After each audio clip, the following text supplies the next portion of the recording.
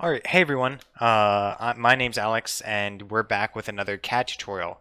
Today we'll be going over Professor Rothwell's Toolbox tutorial, so let's just jump straight into it. So I assume you all have gone through my last videos and you've already submitted your first assignment. If so, great. That means you probably are already pretty comfortable with CAD, so in this video I'm going to be going just a tad bit faster. So let's start off right away. We're going to obviously create our own document, and I'm going to call this Rothwell Toolbox. I'm going to hit enter. So you all should have been given a set of word instructions that describe what the toolbox is going to look like. So what I'm going to do is I'm going to go ahead and lay out all of the parts we need, and there's 4 different types of parts that we need. So I'm going to start with the very bottom sketch, the first one you have in your Word document. So I have my Word document up here on my second monitor, and I am going to CAD it over here. So we're going to start right away with a sketch. Click sketch. I'm going to click on the top panel. I'm going to hit top on my view cube.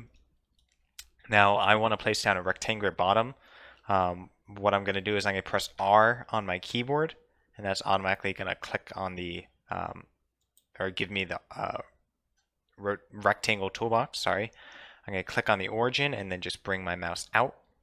I'm going to type in down here. If I hover over the lower dimension, I'm automatically just going to type in, I believe, 13.5 for this, and I hit enter. And then if I zoom out, it's prompting me to enter something for the second toolbox, or second dimension, sorry. And I believe this is supposed to be 7.25. Enter. Let me just double check. Yep. So that looks good. So there's my bottom sketch. I'm going to hit OK on the sketch. You rotate around, and I'm going to hit the extrude button. I'm going to click on the sketch that we just made, and I'm going to change the extrusion depth to 3/4, 0.75 inches. And there's our first part done. Simple as that. Just for later, I'm going to save myself some work and rename the part now. So I'm going to rename it. If I right click down here on the part, just hit rename, and I'm going to rename that bottom. Enter. Another helpful thing is the sketch and the extrusion that I made. I'm going to click on both of those. I'm going to right click and I add them to a folder. I'm going to rename that folder bottom as well. So in case I need to go back in and fix something later, it's pretty easy to do. I know where the sketches and the extrusions are. Because we're going to be creating a lot of sketches and extrusions, it's easy to get lost and forget which one does which. So also I'm going to change the material that we're using. I'm just going to change this to a simple plywood. If there is a plywood, I'm going to look through. I don't know if there is a plywood. It's supposed to be a wooden toolbox, so it doesn't really matter which wood we use. I'm just going to stick with ash wood. Hit OK there, and I'm also going to right click and edit appearance. I'm going to give it a kind of wood plywood looking color, just kind of like light beige or whatever. Cool, so that's our first part done. I'm going to unclick that eye right there, so I just don't have to worry about seeing the part for right now. And I'm going to create a new sketch, and I'm going to start working on the second part. So I'm going to click, I'll just click on the front panel. Look straight on. So now we're going to be creating the sides, and the sides are a little bit, I don't know what shape they are. They're a 5-sided polygon, or 6-sided actually. So he gives us the instructions in the Word document to lay out what the shape looks like. I'm going to be using the line tool just to make this part. So it's fairly simple. So let me pull up my my Word document. Okay, cool. So I have the line tool open. I'm going to click here on the origin. Bring my mouse out, just kind of straight out. Make sure your mouse kind of snaps down towards this line and those yellow dashed lines appear, so I know that I'm going at a 90-degree angle, or I'm going straight out from the origin. I'm not going at an angle like this. So I'm just going to place down my line wherever, and then I'm going to type in on my keyboard 7.25 and hit enter. So immediately it's going to ask me to place down the next line at the end of the line I just placed. So it's already giving me the option to place down another line. So that was 7.25. I'm going to bring my mouse up and left click, going straight up, and this is going to be 3.5 inches. Now there's supposed to be like an angle, something that looks like this. but Mr. Rothwell gives us the vertical and the horizontal dimensions. So instead of trying to do the trigonometry and figure out what that angle length is supposed to be and what the actual angle of that is, you could do the math. I'm just going to take the easy way out, and I'm just going to type in the exact dimensions he gives us. So he says we need to go 6 inches in the vertical, so I'm going to bring my mouse straight up. I'm going to type in 6, and then I'm going to bring my mouse over to the right, and he says 1.75 inches in the horizontal. And so now I have these two parts, and I could just make the hypotenuse from these two.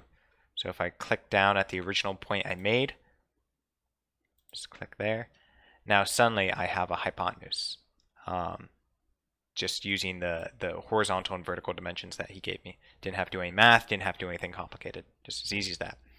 So I'm going to continue with my lines. My line here, going straight out, is supposed to be, I believe, 3.75 inches. And then it's the same kind of triangle on this side. We're going to go 1.75 inches out. And it automatically filled in the 1.75 because it realized I was over the origin point. I'm going to go down 6 inches. Type in 6. I'm going to complete the hypotenuse again. And then I'm going to hit escape on my keyboard. Click on the line tool again, and then just finish my shape off right here. And there I have my shape. I'm not worrying about these outer areas though, and we could ignore those in the extrusion.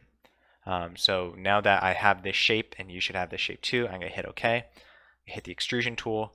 I'm going to click on the middle. I'm not clicking on these corners. I'm clicking on the middle.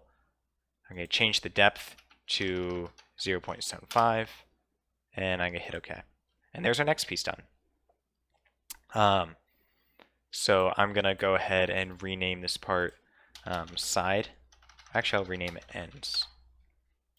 And I'm going to throw both of these into a folder, ends. I did not rename that folder correctly. It doesn't matter. Okay, so I have bottom, I have ends. Now I need the sides. And the sides, I believe, if I create a new sketch, these are just another rectangle, and you all should be pretty good at creating rectangles now. Just start a sketch, hit the rectangle button, click on the origin, drag your mouse out. I believe this is supposed to be 12 inches by, I want to say 2.5 inches. So now I have my 2.5 by 12 inch rectangle. I'm just going to hit OK. I'm going to hit the extrusion button, extrude out 0.75 inches. I'm going to rename that to my side. Now I forgot to do the material and the color for the ends, so I'm going to do that quickly. Edit appearance.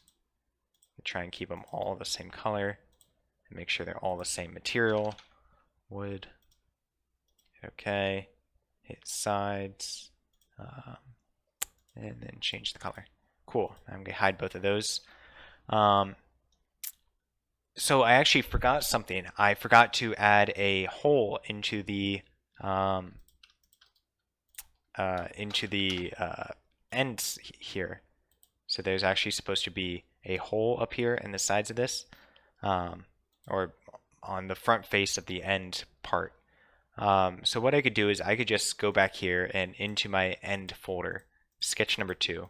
I'm going to just double click on my sketch. I'm going to look at it straight on, and I'm going to throw in the hole that I need to add.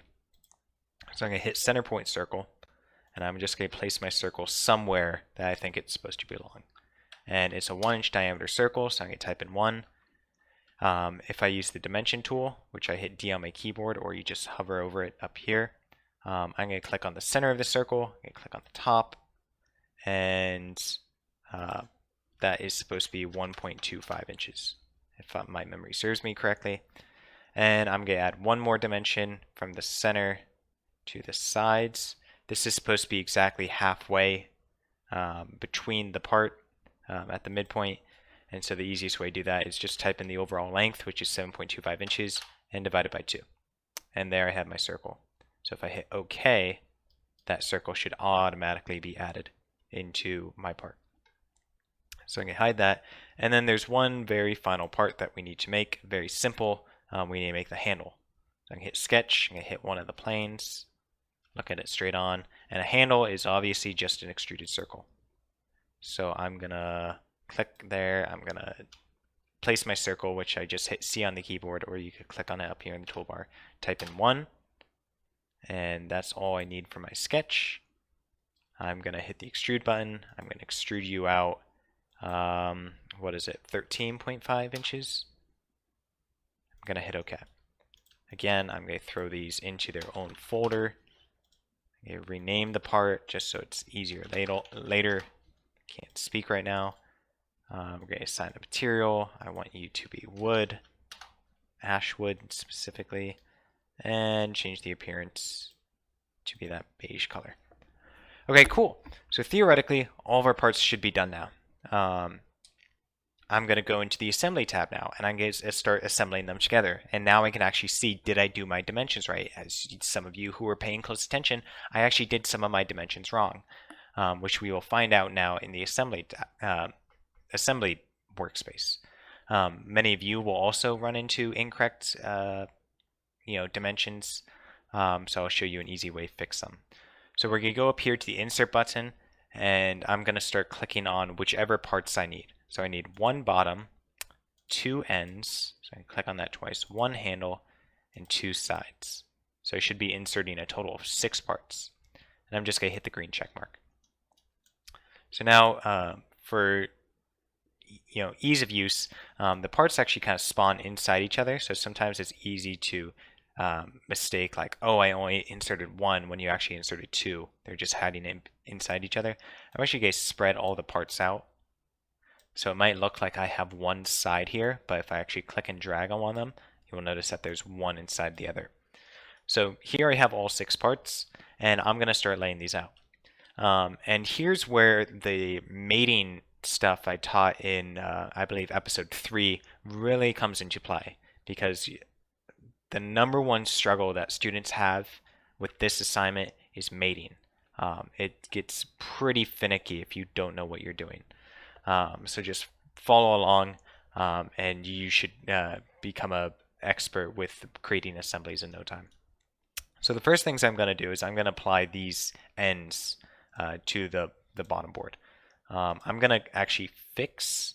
If I right click here, I hit fix. I'm going to fix the bottom board. You don't have to do this, but I'm just doing this to demonstrate that everything is going to be done with relation to the bottom board. Fixing it means I can no longer move it. So I'm going to use the fasten mate, and I'm just going to hit M on my keyboard. And that's automatically going to click on this fasten mate. Now remember what I said about the Pac-Man. The Pac-Mans always want to mate together. So if I'm thinking about it, I want this piece to kind of go, if I use my view here, I want it to go up very close to the edge. That's how I want it to look from this viewpoint. If I rotate to the front view, I could just kind of carefully place you right there in the middle. That's what I want that to look like. So there's many ways I can mate this. But what I'm going to do is I'm going to press M on my keyboard, and I'm going to click on the center point of this outer edge. So I'm clicking on the bottom face, but this middle outer edge. I click right there. Should place down my first Pac-Man, and I'm going to click on the outer edge, the center of this outer edge on the bottom piece. I'm going to click there. Click. And that's automatically going to put those 2 Pac-Man together, and that's exactly the type of mate I would want. One thing to be careful of, sometimes your mates will look like that.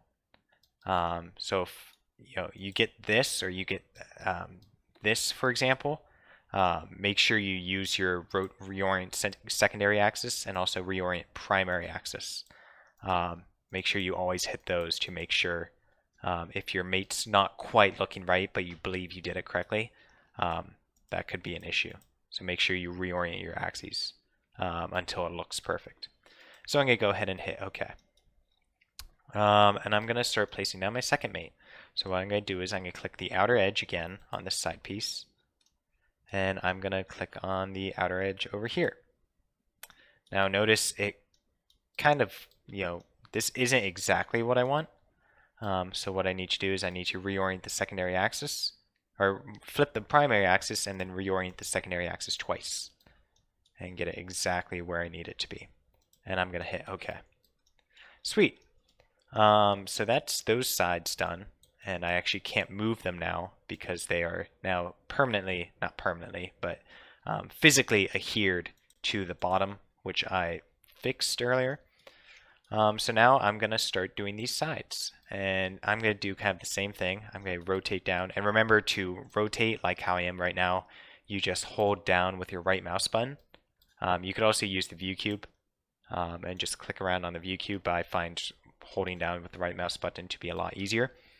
I'm going to hit the M key on my keyboard. I'm going to click on one of the outer edges on the bottom of these end stops. Okay, come up here, and I'm going to click on the outer edge of the top of this bottom face. And there we go. Now I just need to reorient the secondary axis, and it fits perfectly into place. So I'm going to hit OK. I'm going to do the same thing over here, hit M on my keyboard. Now, one thing I see a lot of students mistakenly do is they'll, instead of clicking on the face, they'll actually click on the edge. So as you see here, I'm highlighting the edge, while here I'm highlighting the bottom face. If you accidentally click on the edge, what can happen is something like this, where now the edges are being mated together, and not the faces like we want them to. So if this ever happens, you just want to hit the X and try again. So make sure your Pac-Man is along the bottom face and not on any of the other faces. Bottom face, outer edge in the center. Place one there. Place one right there. And I'm going to rotate. Okay, rotate twice more. And there we go. Place that down. And then finally, I'm going to add in the handle. And the handle is super basic. I'm going to hit M again on my keyboard. Click on the center of one of these circles. Click on the center of U. And at the center of the hole. And hit OK. And there, everything is done. Except that I seem to have this gap here. And this side panel is actually supposed to go all the way up until it reaches the point where the panel starts sliding or slanting inwards. So I can actually figure out exactly how much more I need to add. If I click on this top face and then click on this edge where that slant begins, down here at the bottom it will tell me I have a parallel distance of 1 inch. And so there's a 1 inch distance between this top face and this edge. Alternatively, I could click on this edge for the if it lets me.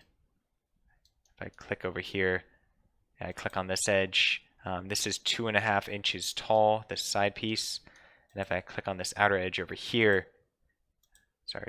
click on this outer edge over here, the length is 3.5 inches. As you see, I'm looking down here in the bottom right, where it gives me dimensions. So this side piece is 2.5 inches, and it's supposed to be 3.5 inches. So I'm going to go back to the Part Studio. I'm going to go back, I'm going to hide this handle. I'm going to view the side again, because that's the part I want to fix. I'm going to go into the side folder that we already created. I'm going to edit the sketch that we have in there. I'm going to just double click on sketch number 3. Look at it directly front on. And I'm going to fix the dimension that needs to be fixed, which is this 2.5 inches right here. If I double click on you and I type in 3.5 inches, hit enter on my keyboard, it'll automatically fix the sketch. Hit OK.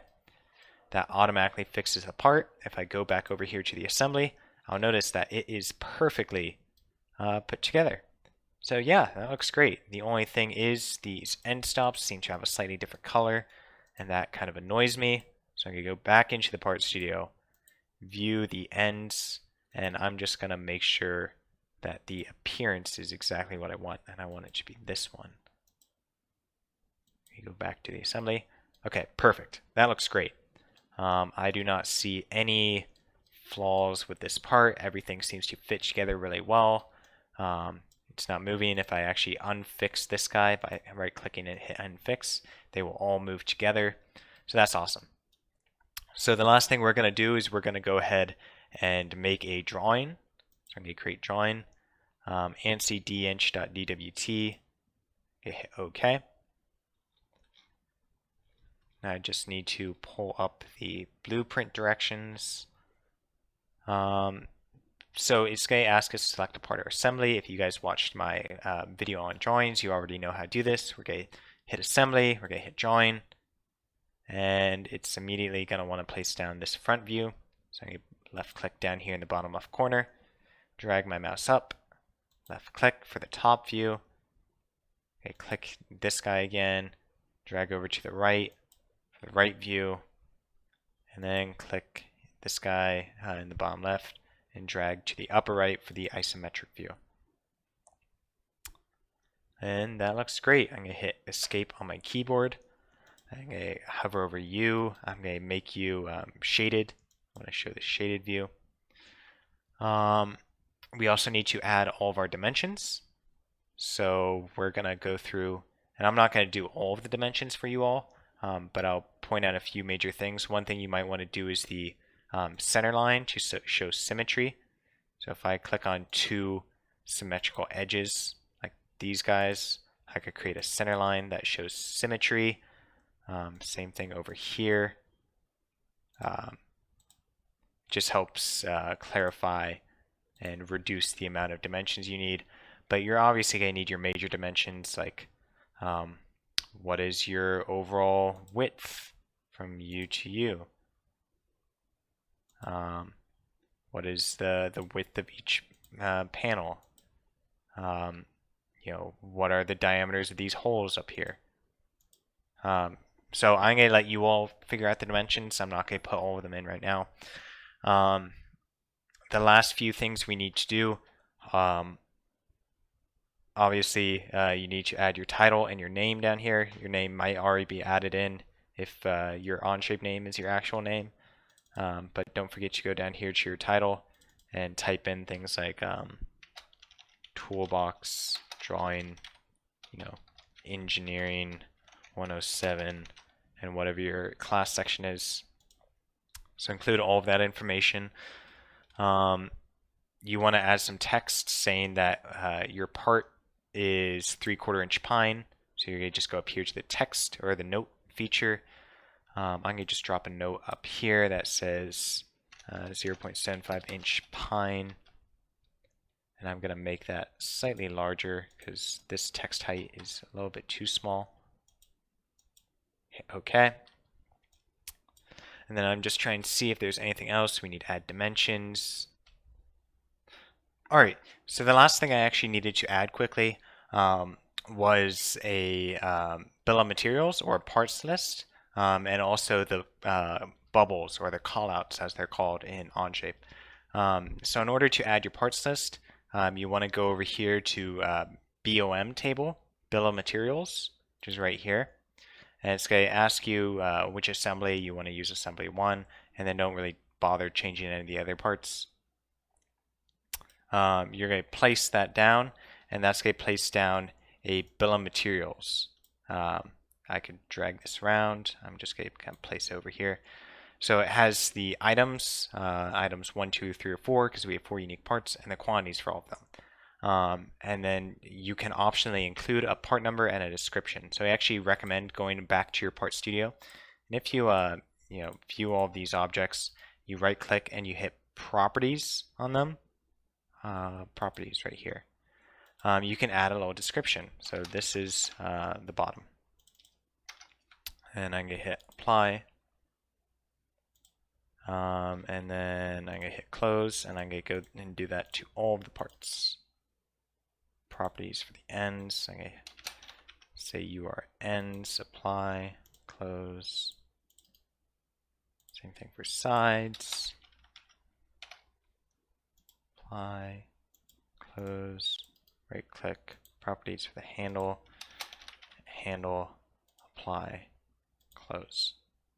Okay, now if I go back to drawing and actually hit refresh, which is the yellow refresh icon in the upper left, that will add the description to your bill of materials. So make sure you add that so we know what your bill of materials is actually describing.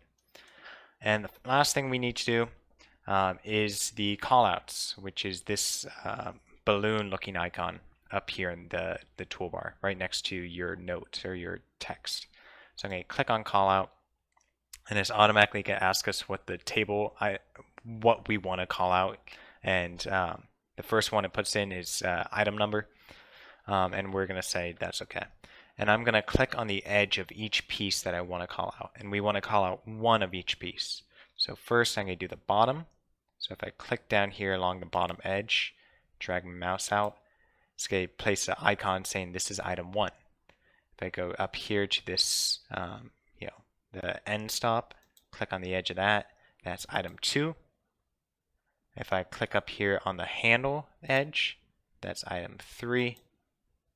And if I click down here on the side, this is item 4. So we see bottom is 1, end is 2, handle is 3, side is 4.